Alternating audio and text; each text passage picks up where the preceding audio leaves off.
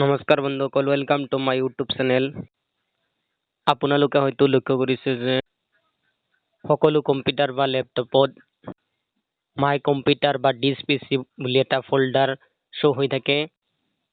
বন্ধুসকল, মোৰ ইয়াত দেখাবলৈ যে মোৰ কম্পিউটাৰ আইকনটো শ্ব' হৈ থকা নাই। যদি আপোনালোকৰো তেনে হৈ আছে তেনেহ'লে এই ভিডিঅ'ত আপোনালোকে গম পাব কেনেকৈ কম্পিউটাৰ আইকনটো শ্ব' কৰিব পাৰি। তো বলক ভিডিঅ'টো আৰম্ভ কৰোঁ। বন্ধুসকল, ইয়াৰ কাৰণে আপুনি ষ্টাৰ্ট বাটনত যাওক, তাৰপিছত কম্পিউটাৰত ৰাইট ক্লিক কৰক, তাৰপিছত তলৰ পিনে আপুনি শ্ব' অন ডেস্কটপ ইয়াত ক্লিক কৰি দিয়ক। তাৰপিছত আপুনি দেখা পাব আপোনাৰ ডেস্কটপৰ স্ক্ৰীনত মাই কম্পিউটাৰ বা ডিছ পিচি ফল্ডাৰটো আহি গৈছে। তো আপোনালোকে এনেদৰে ফল্ডাৰটো আনিব পাৰিব। বন্ধুসকল, ভিডিঅ'টো ভাল লাগিলে লাইক কৰিব, কমেণ্ট কৰিব, শ্বেয়াৰ কৰিব।